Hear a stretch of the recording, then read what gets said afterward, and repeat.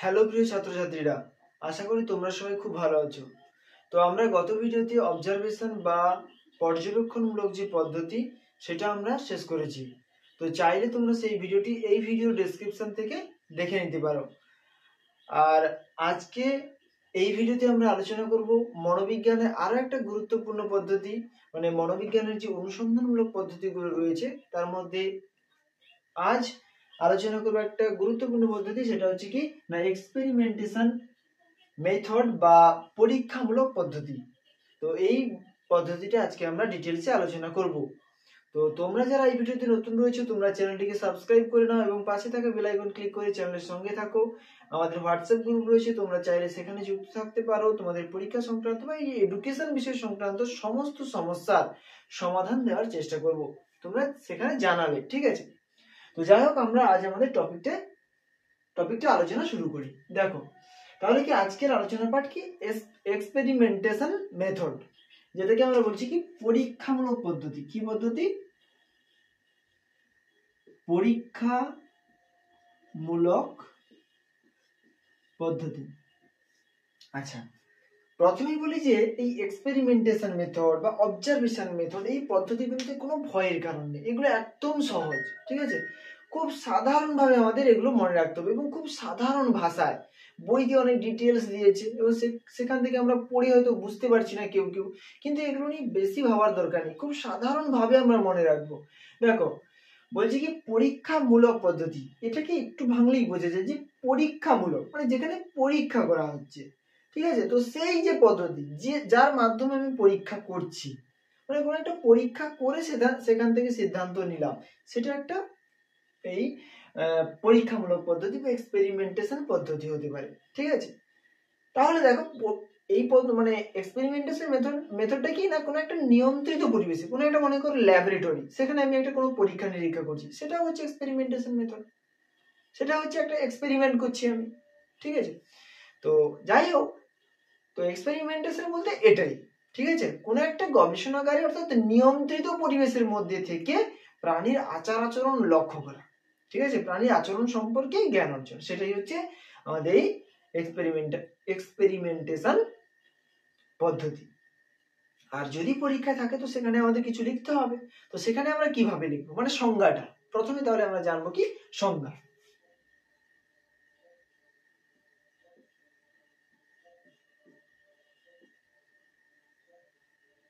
তাহলে সংজ্ঞাতে আমরা কি জানবো? সংজ্ঞাতে আমরা জানবো যে এই এক্সপেরিমেন্টেশন পদ্ধতিটা কি। তাহলে সংজ্ঞাতে আমরা বলতে পারি যে মনোবিজ্ঞানের যে সমস্ত অনুসন্ধানমূলক পদ্ধতি রয়েছে তার মধ্যে একটা গুরুত্বপূর্ণ পদ্ধতি হলো এই এক্সপেরিমেন্টেশন বা পরীক্ষামূলক পদ্ধতি। এই পদ্ধতিতে উদ্দেশ্যমূলকভাবে নিয়ন্ত্রিত পরিবেশের মধ্যে থেকে প্রাণীর আচার আচরণকে লক্ষ্য করে তার মনের ভাবকে বুঝে নেওয়ার যে প্রবণতা বা বুঝে নেওয়ার যে চেষ্টা করা হয়, সেটাই হচ্ছে এই পরীক্ষণ পদ্ধতি, ঠিক আছে? আর এই পরীক্ষণ পদ্ধতিটা আমরা লিখলাম, তো এর সঙ্গে সঙ্গে দু একজন ব্যক্তির সংজ্ঞা আমাদের দিতে হবে। তো সেখানে আমরা যাদের কথা জানবো সেটা হচ্ছে প্রথমে GW best, BEST,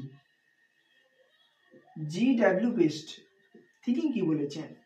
GW best তিনি যেটা বলেছেন সেটা হচ্ছে কি, তিনি বলেছেন যে পরীক্ষণমূলক পদ্ধতি হলো সতর্কতার সঙ্গে নিয়ন্ত্রিত শর্তাধীনের মধ্যে থেকে কোনো একটা ঘটনা কিভাবে ঘটবে অথবা ঘটতে পারে তার ব্যাখ্যা ও বিশ্লেষণ করা। তো এটা বলেছেন কে? না, জিডাব্লিউ বেস্ট। তিনি বলছেন যে আমি গবেষণাগারে একটা পরীক্ষা করছি, তো সেই পরীক্ষাটা করতে করতে কি হবে বা কি হতে পারে সেগুলো সম্পর্কে খুঁটিনাটি ব্যাখ্যা বিশ্লেষণ করাই হচ্ছে এই পরীক্ষণ পদ্ধতি, ঠিক আছে? তো এটা বলেছে জিডাব্লিউ বেস্ট। তার সঙ্গে সঙ্গে এফ এস ক্ল্যাপ্রি, CLAPRE। তো এফএস ক্ল্যাপ্রি তিনি কি বলেছেন? তিনি বলেছেন যে পরীক্ষণ পদ্ধতি হলো নিয়ন্ত্রিত পরিবেশের মানে নিয়ন্ত্রিত পরিস্থিতির মধ্যে সতর্কতার সঙ্গে পর্যবেক্ষণ। তাহলে ক্ল্যাপ্রি কি বলেছে? যে নিয়ন্ত্রিত পরিবেশের মধ্যে সতর্কতার সঙ্গে পর্যবেক্ষণ করাই হলো পরীক্ষণ পদ্ধতি। তো এই দুটো সংজ্ঞা কিন্তু আমাদের মনে রাখতে হবে। তোমরা চাইলে এগুলো খাতায় তুলে নিতে পারো শুনে শুনে। তো যাই হোক, তাহলে এটা গেল কি সংজ্ঞা। তাহলে এখানে আমরা উদাহরণ হিসেবে এটাই বলতে পারি যে আমরা এর আগে জেনেছি যে স্কিনারের সক্রিয় অনুবর্তন, সেখানে ইঁদুরের পরীক্ষা জেনেছি। আবার জেনেছি প্রচেষ্টা ও ভুল তত্ত্বে বিড়ালের যে পরীক্ষা মানে থর্নডাইকের, এগুলো সবই কিন্তু এক্সপেরিমেন্টেশন পদ্ধতি। ঠিক আছে, উদাহরণ চাইলে আমরা এগুলো দিতে পারি। তো এবার আমরা জানবো এর বৈশিষ্ট্য, প্রধান প্রধান কি কি বৈশিষ্ট্য থাকতে পারে। দেখো, ভিডিও বেশি বড় করবো না যাতে তোমাদের দেখতে বোরিং না লাগে, তো তার জন্য আমি খুব ইজিলি যাওয়ার চেষ্টা করছি। ঠিক আছে, তাহলে দেখো প্রথমত কি বৈশিষ্ট্য, যে এটা একটা বিজ্ঞান ভিত্তিক পদ্ধতি।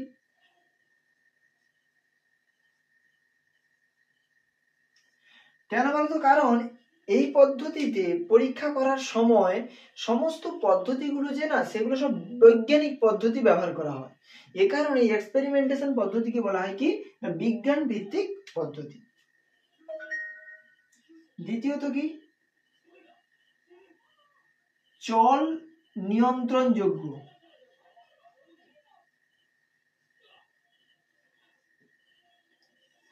চল নিয়ন্ত্রণযোগ্য। দেখো এখানে তোমরা একটা নতুন কথা পাবে, সেটা হচ্ছে কি চল। চল বলতে কি?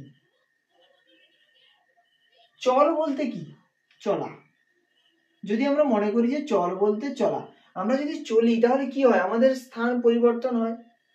তো সেইভাবে চল বলতে সেই সমস্ত উপাদানগুলোকে বোঝানো হয়েছে যেগুলো আমাদের আচরণের মধ্যে প্রভাব বিস্তার করে, আমরা যে আচরণ করছি তার উপর প্রভাব বিস্তার করে। মনে করো তুমি পরীক্ষা দিতে গেছো, তোমার সেখানে ধরো মনে করো একটা রাইটিং স্কিল লাগেনি, ঠিক আছে, মানে রচনা লাগেনি, সেখানে যদি তুমি চুপচাপ বসে রয়েছো, তোমার যে আচরণটা তখন তোমার দুঃখ দুঃখ মনোভাব, কিন্তু যখন শিক্ষক মশাই ওই মানে রচনাটাকে বদলে দিয়ে ওই রকম মানে ওই রচনার জায়গায় অন্য আরেকটা রচনা দিল যেটা তুমি জানো, তখন তোমার যে আচরণ, এই দুটোর মধ্যে পার্থক্য থাকবে। তাহলে দেখো আমাদের আচরণের উপর প্রভাব বিস্তার করে এমন সকল উপাদানগুলোকে বলা হয় চল। ওখানে পরীক্ষার প্রশ্নপত্র একটা চল, শিক্ষকের বলে দেওয়াও একটা চল। ঠিক আছে, তাহলে চল বলতে এটা। তাহলে দেখো চল নিয়ন্ত্রণযোগ্য মানে চলকে নিয়ন্ত্রণ করা যায়। পরীক্ষামূলক পদ্ধতিতে আমরা কিন্তু চলকে নিয়ন্ত্রণ করতে পারি, যেভাবে শিক্ষক মশাই তার প্রশ্নটাকে চেঞ্জ করে দিল। তো এইভাবে কিন্তু চলকে নিয়ন্ত্রণ করা যায়। এই জন্য বলা হচ্ছে যে পরীক্ষামূলক যে পদ্ধতি সেখানে চলকে নিয়ন্ত্রণ করা যায়, সেজন্য এই পদ্ধতিকে বলা হয়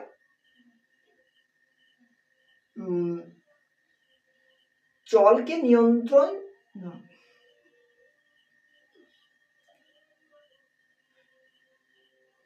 সে কারণে আমরা বলতে পারি যে এখানে অর্থাৎ এই পরীক্ষামূলক পদ্ধতিতে চলকে নিয়ন্ত্রণ করা যায়। আচ্ছা, তো এবার তৃতীয় যে বৈশিষ্ট্য, সেখানে আমরা কি জানবো? সেখানে দেখব এই পদ্ধতি সর্বজনীন। এই পদ্ধতি কি? সর্বজনীন। সর্বজনীন বা সার্বজনীন আমরা ব্যবহার করতে পারি। সর্বজনীন বলতে কি বোঝানো হচ্ছে না, এই পদ্ধতিকে আমরা যে কোনো পরিস্থিতিতে, যে কোনো জায়গায়, যে কোনো প্রাণীর ওপর করতে পারি। ঠিক আছে, করতে পারি। এবার সেখান থেকে কি পাবো না পাবো সেটা পরের কথা, কিন্তু এক্সপেরিমেন্টেশনটা কিন্তু আমরা করতে পারি, যে কোনো প্রাণীর উপর আমরা এক্সপেরিমেন্ট করতে পারি, পরীক্ষা করতে পারি। তো এই কারণে বলা হচ্ছে যে পরীক্ষামূলক পদ্ধতি কিন্তু আমাদের এই সর্বজনীন একটা পদ্ধতি। আর কি না, নিয়ন্ত্রিত পরিবেশ।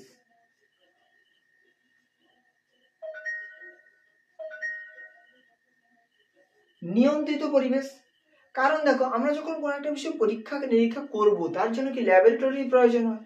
তাহলে ল্যাবরেটরির মধ্যে কি সমস্ত যা কিছুই করি না কেন সবই নিয়ন্ত্রিত? বা মনে করো তোমাদের পরীক্ষা হচ্ছে শ্রেণীকক্ষে, তাহলে সেটা কি অনিয়ন্ত্রিত পরিবেশ? সেখানে কি উচ্ছৃঙ্খল মানে কথাবার্তা বলো, উচ্ছৃঙ্খল কাজকর্ম চলে? কখনোই নয়। তাহলে সেখানে কি একটা নিয়ন্ত্রিত পরিবেশের মধ্যে থেকে ছাত্রছাত্রীরা পরীক্ষা দেয়। তাহলে সেই রকমই যে আমরা যখন কোনো কিছুর উপর পরীক্ষা করব সেটা নিয়ন্ত্রিত পরিবেশের মধ্যেই পরীক্ষা করি। আচ্ছা, তারপরে কি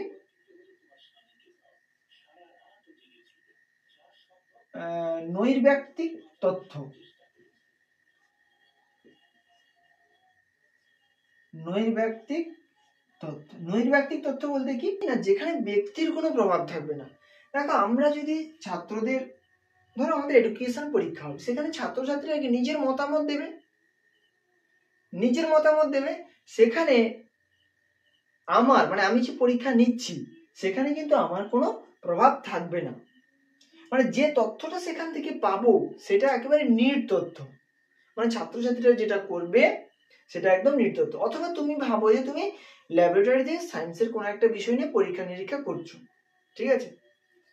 তো সেই পরীক্ষা নিরীক্ষায় যে তথ্যগুলো পাবে সেখানে কিন্তু কোনো প্রভাব থাকবে না, না তোমার প্রভাব থাকবে, না ওই বস্তুগুলোর ওপর, বস্তুগুলো থেকে কোনো আলাদা কোনো ব্যক্তির প্রভাব ইত্যাদি বিষয় কিন্তু থাকবে না।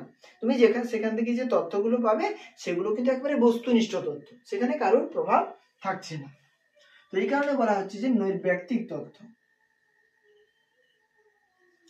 আচ্ছা, 6 কি না পুনরাবৃত্তি।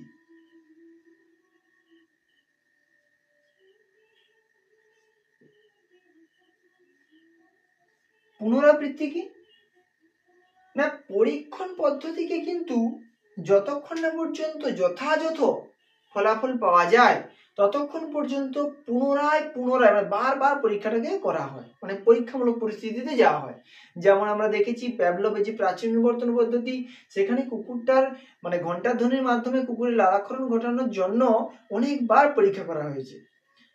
অবশেষে শেষ পর্যন্ত ঘণ্টার ধ্বনির ফলে লালাক্ষরণ ঘটার যে অনুবর্তন সেটা কিন্তু সফল হয়েছে।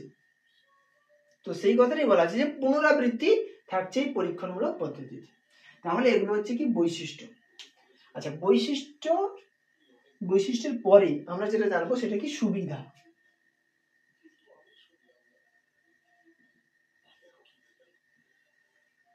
1 নম্বর সুবিধাটা কি? দেখো আমরা বৈশিষ্ট্যের পরে সুবিধা পয়েন্টটা আলোচনা করব, কারণ বৈশিষ্ট্য থেকে কিছু কিছু পয়েন্ট আমরা কিন্তু সুবিধাতে নিতে পারবো। কারণ এই যে চ্যাপ্টারগুলো এখান থেকে কিন্তু 5 মার্কের প্রশ্ন আসবে। মনে করো যদি থাকে যে পরীক্ষণমূলক পদ্ধতির বৈশিষ্ট্য এবং সুবিধা লেখো, সেখানে কিন্তু আমরা 6টা পয়েন্ট বৈশিষ্ট্যতে দেওয়ার দরকার নেই, এখান থেকে আমরা 3টা পয়েন্ট এখানে লিখবো আর ওখানে সুবিধা লিখবো। তো দেখো ওখানে কি কি লেখা আছে সুবিধাতে, এই পয়েন্টটাই কিন্তু আমরা এখানে দিতে পারি, মানে নৈর্ব্যক্তিক তথ্য, বা এটাকে আমরা বলতে পারি বস্তুনিষ্ঠ তথ্য। অর্থাৎ কি আমরা যে তথ্যটা পাবো সেটা কি সম্পূর্ণ এবং নিখুঁত তথ্য আমরা পরীক্ষণমূলক পদ্ধতির মাধ্যমে পেয়ে থাকি, ঠিক আছে?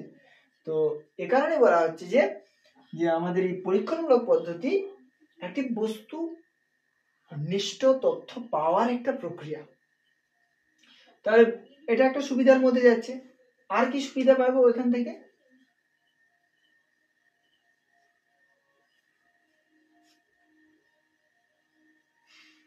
নিয়ন্ত্রণযোগ্য। দেখো এই যে আমরা এখানে পেয়েছিলাম যে চলকে নিয়ন্ত্রণ করা যায়, সেজন্য বলতে পারি যে নিয়ন্ত্রণযোগ্য।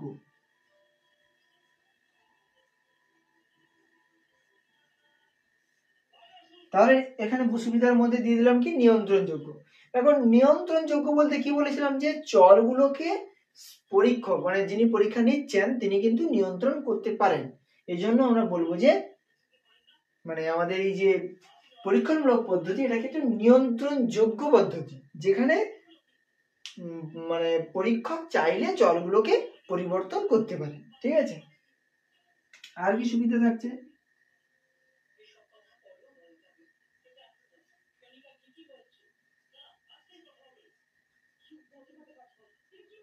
প্রয়োগযোগ্য।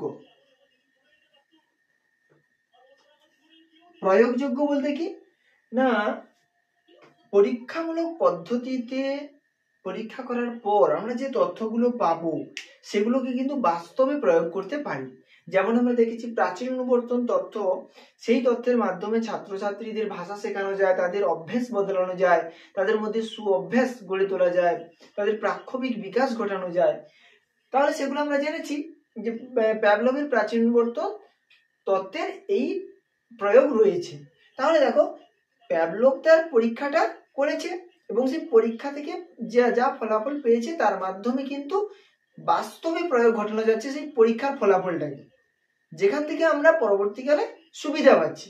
তো এই জন্য বলা হচ্ছে যে পরীক্ষামূলক পদ্ধতি থেকে প্রাপ্ত ফলাফলকে বাস্তবে প্রয়োগ করা যায়, মানে প্রয়োগযোগ্য। ঠিক আছে,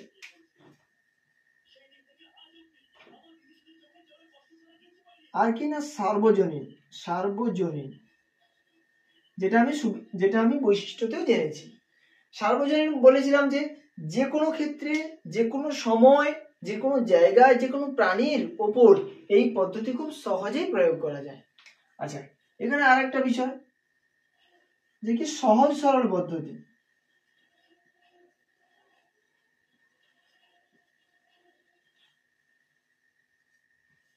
সহজ সরল পদ্ধতি, এই যে পরীক্ষামূলক পদ্ধতি এটা কিন্তু খুব সহজ সরল পদ্ধতি। কারণ যদি বলা হয় যে এডুকেশনের উপরে তোমরা কতটা জ্ঞান অর্জন করেছো তার পরীক্ষা হবে, কি করলো না এডুকেশন বই থেকে কতগুলো প্রশ্ন তোমাদের না দেখে লিখতে বললো এবং সেখানে তোমরা লিখলে সেগুলো সেই খাতাগুলো দেখার মাধ্যমে তোমরা কতটা জেনেছো সেটার বিচার হয়ে যায়।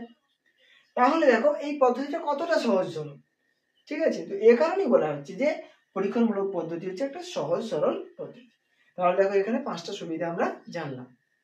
তো এবারে আমরা জানবো ব্যবহারিক গুরুত্ব। দেখো এখানে পয়েন্টগুলো খুব কাছাকাছি, মানে এই পয়েন্টগুলো যদি কোনো একটাই প্রশ্ন পড়ে, ঠিক আছে, কোনো একটা প্রশ্ন যদি পড়ে, মনে করো সুবিধা, তোমরা এখান থেকেও পয়েন্ট নিয়ে সুবিধা পয়েন্টটা, যেখানে আমরা 3-4টা পয়েন্ট বৈশিষ্ট্য থেকে নিলাম, সেইভাবে আমরা কিন্তু যে শিক্ষাগত গুরুত্বটা আলোচনা করব। শিক্ষাগত পরীক্ষার জন্য কিন্তু এগুলো খুব ইম্পর্টেন্ট প্রশ্ন। ঠিক আছে, এগুলো কিন্তু খুব ইম্পর্টেন্ট প্রশ্ন। তাহলে এই এক্সপেরিমেন্টেশন যে পদ্ধতি তার শিক্ষাগত গুরুত্ব কি রয়েছে, মানে এর প্রয়োগ করব কিভাবে। আচ্ছা, প্রথমত দেখো এখানে আমরা বলতে পারি যে প্রয়োগযোগ্যতা। আচ্ছা, 1 নম্বর দেখো পুনরাবৃত্তি।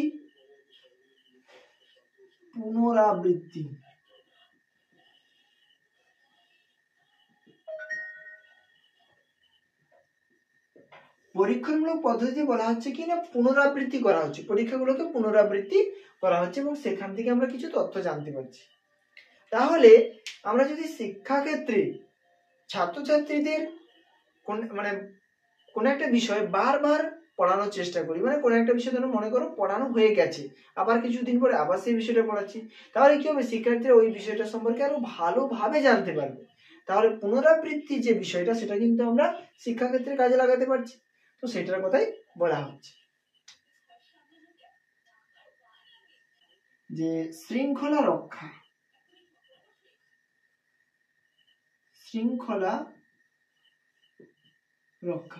দেখো বিদ্যালয়ে বিভিন্ন সময়ে বিভিন্ন কারণে শিক্ষার্থীদের মধ্যে বিশৃঙ্খল পরিস্থিতি সৃষ্টি হয়।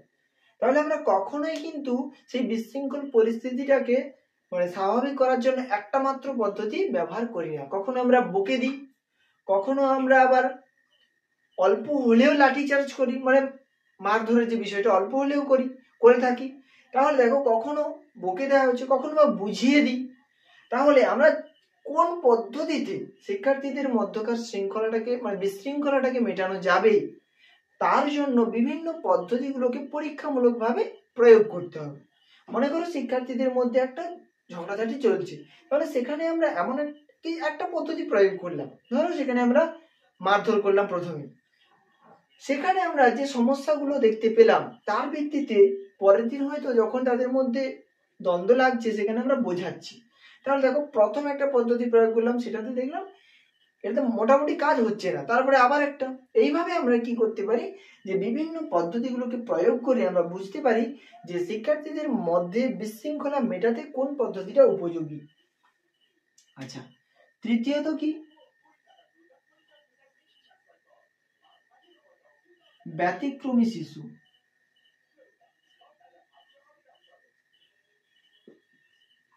ব্যতিক্রমী শিশুদের শিক্ষা। ব্যতিক্রমী শিশুদের শিক্ষা কি না, যে সমস্ত ব্যতিক্রমী শিশুরা রয়েছে, অর্থাৎ কি ব্যতিক্রমী বলতে আমরা বুঝি যেটা, সেটা হচ্ছে কি না, যারা স্বাভাবিক নয়, যারা সাধারণ ছেলে মেয়েদের মতো নয়, যাদের হয়তো কেউ হয়তো অন্ধ, কেউ হয়তো শ্রবণ ক্ষমতা হারিয়েছে, কারোর কেউ হয়তো পঙ্গু, এই সমস্ত যে ব্যক্তি, মানে এই সমস্ত যে শিক্ষার্থী, এই সমস্ত যে শিশুরা রয়েছে, তাদেরকে শিক্ষাদানের জন্য কোন পদ্ধতিটা সঠিক হবে, তার জন্য বিভিন্ন শিক্ষামূলক পদ্ধতিকে তার উপর প্রয়োগ করতে হবে, অর্থাৎ পরীক্ষা করে দেখতে হবে যে এই পদ্ধতিতে পড়াবো, মানে আলোচনার মাধ্যমে পড়াবো নাকি অনুবন্ধ স্থাপনের মাধ্যমে পড়াবো, এরকম পদ্ধতি আছে অনেক, বা প্রকল্প পদ্ধতির মাধ্যমে পড়াবো নাকি সমস্যা সমাধান পদ্ধতির মাধ্যমে পড়াবো। তাহলে কোন পদ্ধতিতে পড়ালে ওদের পক্ষে শিক্ষা গ্রহণটা কার্যকরী হবে, তার জন্য কি করতে হবে, এক্সপেরিমেন্ট করতে হবে, পরীক্ষা করে দেখতে হবে। তাহলে দেখো ব্যতিক্রমী শিশুদের শিক্ষা ক্ষেত্রে কিন্তু সাহায্য করছে আমাদের পরীক্ষামূলক পদ্ধতি। আবার দেখো প্রতিভাবানদের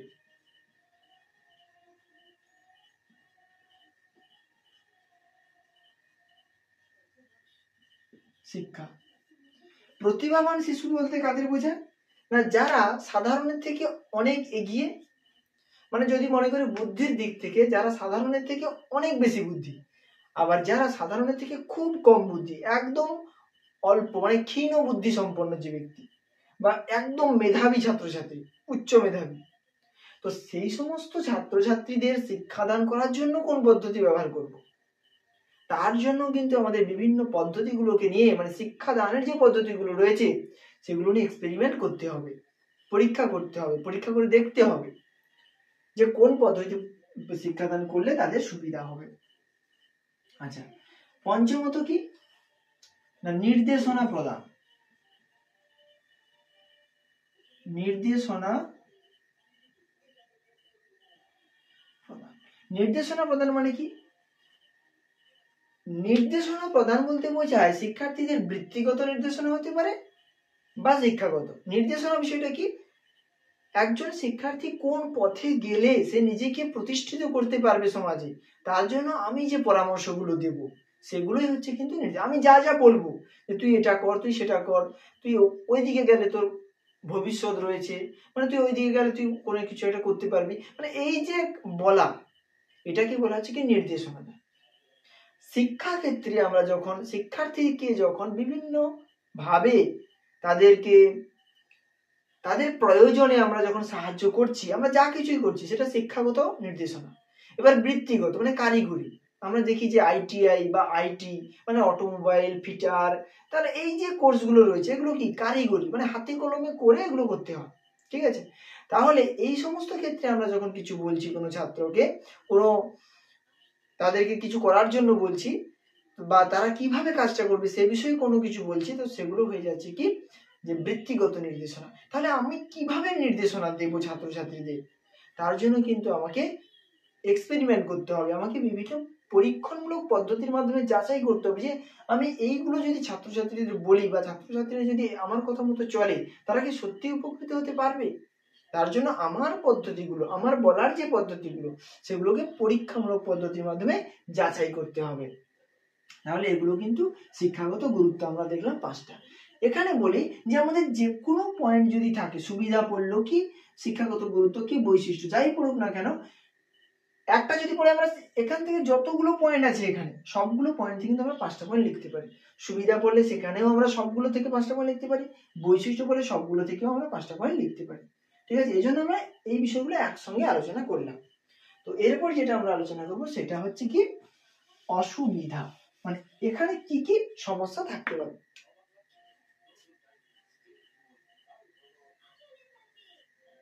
অসুবিধা, দেখো অসুবিধার প্রথমেই কি আছে বলতো, পরীক্ষামূলক ত্রুটি। আচ্ছা,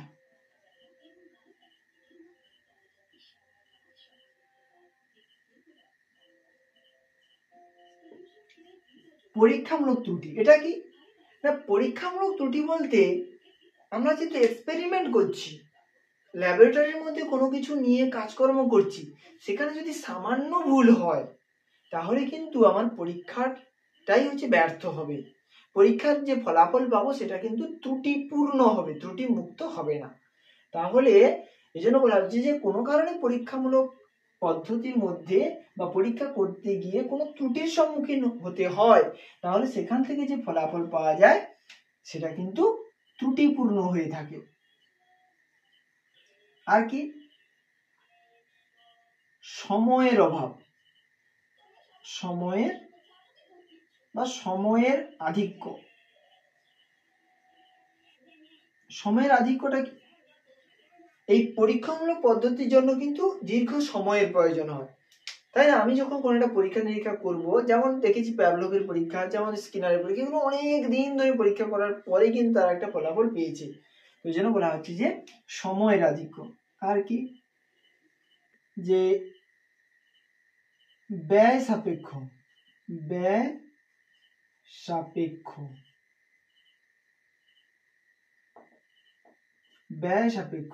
কারণ যখন আমরা এক্সপেরিমেন্ট করছি, অর্থাৎ কোনো বিষয়টাকে নিয়ে পরীক্ষা করছি ল্যাবরেটরিতে অথবা স্কুলে পরীক্ষার আয়োজন করা, এগুলোর জন্য কি হয়, একটা অর্থের প্রয়োজন হয়, একটা বড় মাপের অর্থের প্রয়োজন হয়। অনেক সময় মনে করো কোনো একজন ব্যক্তিকেন্দ্রিক যদি পরীক্ষা নিরীক্ষা করতে চায়, তো সেক্ষেত্রে কিন্তু সবসময় অর্থের যোগান থাকতে নাও পারে, তো সেই ক্ষেত্রে সমস্যা সৃষ্টি হবে। তো এই জন্য বলা হচ্ছে যে ব্যয় সাপেক্ষ। আচ্ছা, 4 নম্বর কি, নিয়ন্ত্রিত পরিবেশ। নিয়ন্ত্রিত পরিবেশ বলতে কি, দেখো শ্রেণীকক্ষে যখন সমস্ত ছাত্রছাত্রীরা থাকে, যখন শিক্ষক ক্লাস করেন, সেখানে কিন্তু প্রায় প্রত্যেকটা ছাত্রছাত্রী শিক্ষকের কথা শুনে বোঝার চেষ্টা করে, শিক্ষক জিজ্ঞাসা করলে বলার চেষ্টা করে। কিন্তু প্রত্যেক ছাত্রছাত্রীর কি আচরণ ঠিক ওই রকমই, মানে খুব ভালো? এক্ষেত্রে দেখা যায় কি না, প্রাণী বা কোনো শিক্ষার্থী নিয়ন্ত্রিত পরিবেশে থাকার কারণে সে নিয়ন্ত্রিত আচরণ দেখাচ্ছে। অর্থাৎ খারাপ ছাত্রছাত্রীও কিন্তু শ্রেণীকক্ষে থেকে নিয়ন্ত্রিত পরিবেশের মধ্যে থাকার কারণে তারা ভালো ছেলেদের মতো আচার আচরণ করছে। বাইরে বেরিয়ে এলে তারা আবার তাদের মতো করে আচার আচরণ করবে। তাহলে দেখো, নিয়ন্ত্রিত পরিবেশে সবসময় প্রাণী কিন্তু স্বাভাবিক নাও থাকতে পারে। তাহলে তখন কিন্তু আমাদের এই এক্সপেরিমেন্ট পদ্ধতি কাজে আসবে না।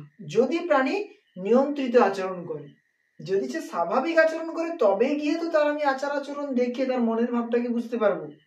কিন্তু সে যদি নিয়ন্ত্রিত পরিবেশে থাকার কারণে নিয়ন্ত্রিত আচরণ করে, মানে আমার কাছে ভালো সরার চেষ্টা করে, আমি যেটা চাইছি সেই রকম আচার আচরণ করে, তাহলে সেক্ষেত্রে কিন্তু এই এক্সপেরিমেন্ট পদ্ধতি সাফল্য পাবে না। আচ্ছা, আর কি, 2, 3, 4, 5। আচ্ছা,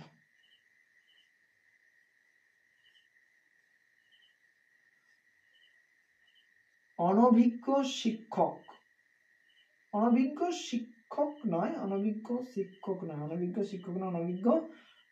পরীক্ষক।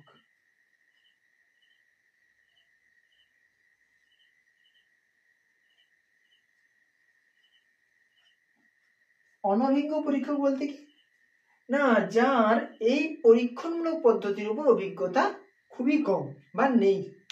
তাহলে আমি এমন একজন ব্যক্তিকে পরীক্ষণমূলক পদ্ধতির দায়িত্বে দিলাম, বা এমন একজন ব্যক্তি আমাদের পরীক্ষা করছেন যিনি ওই পরীক্ষার পদ্ধতি সম্পর্কে জানেন না। তাহলে এমন পরীক্ষকের সাহায্যে যদি পরীক্ষণমূলক পদ্ধতি পরিচালনা করা হয়, সেখান থেকে যে তথ্য পাবো সেটা কিন্তু ত্রুটিপূর্ণ হবেই হবে। তো সেক্ষেত্রে সমস্যা সৃষ্টি হবে। তাহলে এগুলো মোটামুটি অসুবিধা। তো অসুবিধা খুব একটা ইম্পর্টেন্ট না, তার বাকিগুলো কিন্তু খুব ইম্পর্টেন্ট প্রশ্ন। তো যাই হোক, আমরা আজকে এই ভিডিওতে এইভাবে আমরা এই এক্সপেরিমেন্টেশন মেথডটা আলোচনা করলাম। আশা করি তোমরা এই পদ্ধতি, মানে আজকের আলোচনা থেকে এই পদ্ধতি সম্পর্কে একটা আইডিয়া করতে পেরেছো। তো এবার তোমরা তোমাদের বাড়িতে যে বই রয়েছে অথবা এখান থেকে যদি নোটস তৈরি করতে পারো তাও ভালো। আর যদি কোনো সমস্যা হয় কমেন্ট করে জানিও। আর পরবর্তী ভিডিওতে অন্য যে পদ্ধতি রয়েছে এটা বাদে সেটা নিয়ে আলোচনা করবো। ততক্ষণ পর্যন্ত তোমরা সুস্থ থেকো, ভালো থেকো।